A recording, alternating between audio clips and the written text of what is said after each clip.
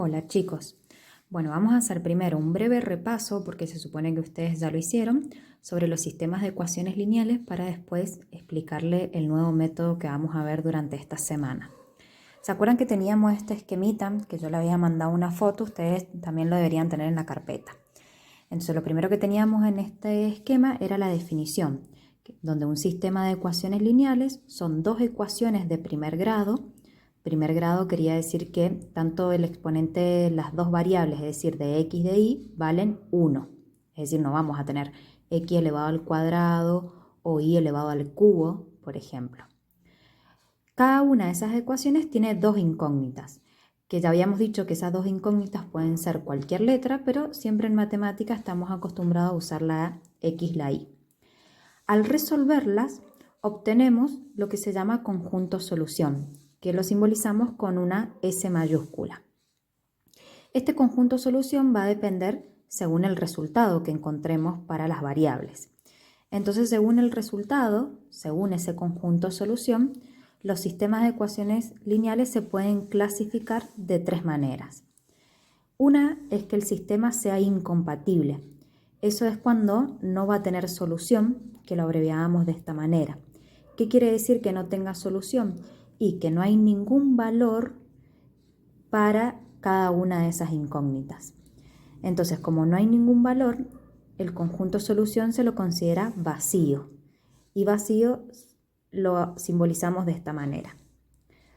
En el caso de que estemos en el método gráfico, que era lo que habíamos visto antes de las vacaciones, eso va a pasar cuando las rectas nos queden paralelas, porque justamente el conjunto solución en el método gráfico era el punto donde se intersectan estas rectas, estas dos rectas. Entonces, si no tiene solución porque el conjunto solución es vacío, quiere decir que cada una de esas rectas no se chocan en ningún punto. Entonces nosotros sabemos que las rectas que no se chocan en ningún punto son las paralelas. Lo otro que puede pasar es que el sistema sea compatible determinado. Eso es cuando el conjunto solución, o mejor dicho, cuando el sistema de ecuaciones lineales sí tiene solución. Entonces se escribía es igual y poníamos el valor de x, punto y coma, el valor de y.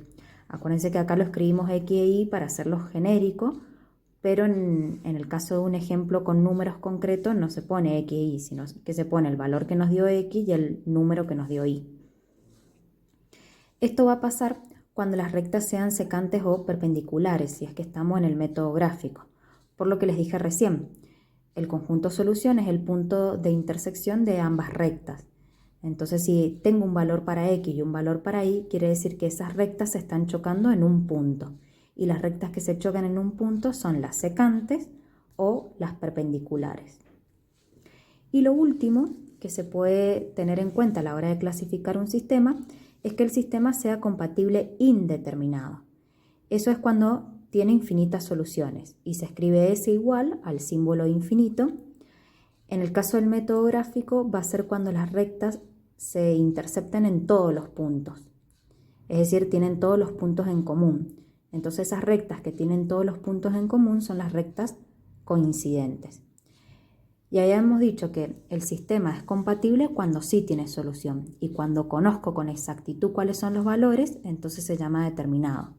Cuando tiene solución pero no conozco con exactitud cuál es ese valor, se llama sistema compatible indeterminado. Y directamente cuando no tiene solución se llama sistema incompatible. Existen varias formas o métodos para resolver un sistema de ecuaciones lineales. Nosotros este año vamos a ver tres nada más. Hasta ahora hemos visto uno, que es el método gráfico, que justamente teníamos que cumplir una serie de pasos para poder aplicar este método.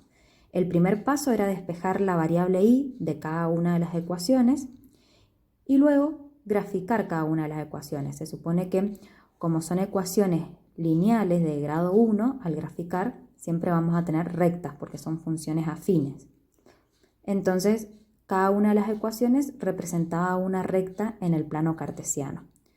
Según cómo sean esas rectas, es cómo va a ser el conjunto solución y cómo las voy a clasificar, que es lo que dijimos recién. Si son paralelas va a pasar esto, si son secantes o perpendiculares pasa esto, y si esas rectas son coincidentes, pasa esto.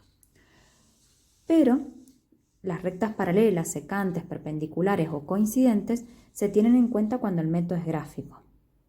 Hoy lo que vamos a ver son los métodos analíticos.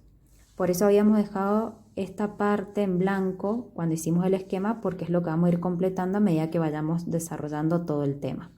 Entonces, por un lado está el método gráfico y por otro lado está el método analítico. Entonces ahora yo les agregué ahí métodos analíticos. Lo que pasa con los métodos analíticos es que hay varios, pero como por cuestiones de tiempo no vamos a llegar a ver todo, vamos a ver 2. Por eso acá en métodos analíticos saco 2 flechas, pero hay varios más. El que vamos a ver en esta semana, como les decía, se llama método de igualación. Y el otro, no les voy a escribir el nombre, así lo dejamos para las próximas semanas. Primero que nada, ¿cuál es la diferencia entre método gráfico y método analítico? El método gráfico, como la palabra misma lo indica y como ya vimos la definición, es graficando, o sea, yo puedo llegar a un conjunto solución o a una respuesta graficando. En cambio, el método analítico es todo lo contrario. Puedo llegar a una respuesta o al conjunto solución resolviendo cálculos, es decir, por medio de una resolución con procedimientos. Es como cuando encontrábamos los ceros o raíces, que lo podíamos hacer en forma gráfica, entonces ustedes miraban en el plano cartesiano cuál era el puntito que la recta o la gráfica de la función cortaba al eje X. Y en forma analítica era despejar, reemplazar a X por 0 y despejar Y para llegar al valor de los ceros o raíces en forma analítica. Entonces ahí tienen la diferencia de cuándo es gráfico y cuándo es analítico. Quiere decir que en este método de igualación que vamos a ver ahora, no voy a graficar, sino que vamos a encontrar el valor de X y de Y por medio de cálculos.